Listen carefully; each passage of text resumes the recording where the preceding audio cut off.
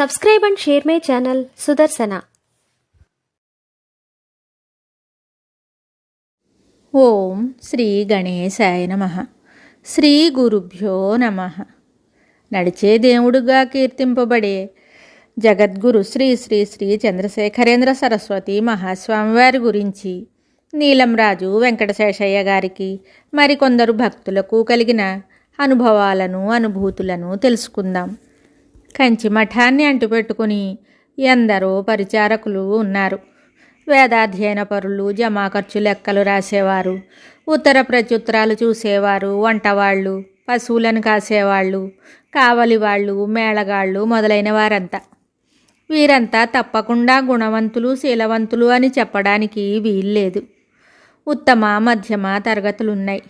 ముఖం మీద విభూది రేఖలున్నంత మాత్రాన అందరిలో అపరిగ్రహ లక్షణాలన్నీ గూడు కట్టుకుని ఉన్నాయనుకోవడానికి వీల్లేదు.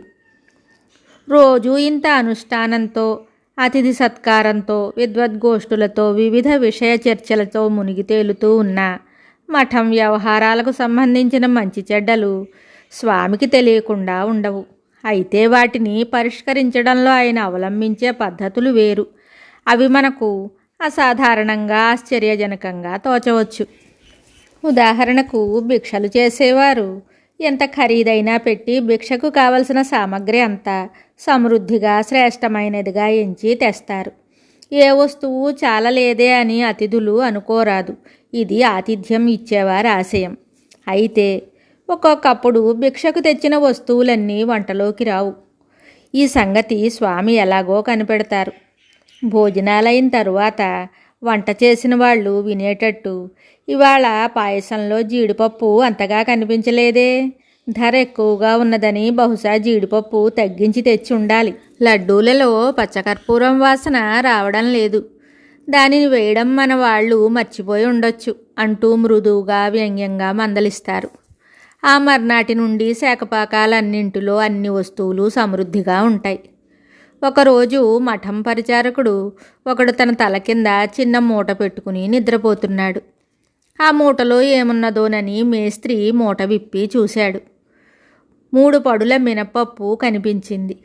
ఆ సంగతి స్వామికి వినిపించాడు మేస్త్రి.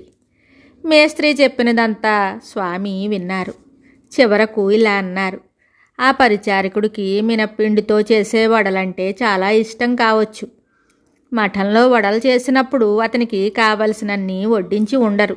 ఒక పని చెయ్యండి, ఆ 3 పడుల మినపప్పు బాగా మెత్తగా రుబ్బి అందులో అల్లం, పచ్చిమిరపకాయ, జీలకర్ర మొదలైన వస్తువులన్నీ దండిగా వేసి చాలినంత నూనె పోసి ఆ పరిచారకుడు ఎన్ని తింటే అన్నీ వడ్డించండి. అతడు తృప్తిగా భోంచెయ్యాలి. అది మొదలు ఆ సేవకుడు ఇంకెన్నడూ అలాంటి పనులకు దిగకుండా తన ప్రవర్తనను దిద్దుకున్నాడు. విజయవాడలో ఒకనాడు కృష్ణానదిలో స్నానం చెయ్యబోతూ మఠం పరిపాలన గురించి పక్కనున్న వారితో స్వామి ఇలా అన్నారట: మఠం అన్నంత మాత్రాన మఠంలో ఉన్న వారందరూ సత్యహరిశ్చంద్రులు అనుకోనక్కర్లేదు. ఒడ్డు నుంచి చూస్తే కృష్ణ నీరు నిర్మలంగా కనిపిస్తుంది. నీటిలో దిగి కొంత దూరం వెళితే అడుగునంతా బురదగా ఉంటుంది. స్వామి వాస్తవిక పరిజ్ఞానం, లోకానుభవం అంతా ఇంతా కావు. అయితే స్వామి వ్యవహరించే తీరు మాత్రం వేరు. మరిన్ని విషయాలతో మళ్ళీ కలుద్దాం. జయ జయ శంకర, హర హర శంకర. శుభం. Subscribe and share my channel Sudarsana.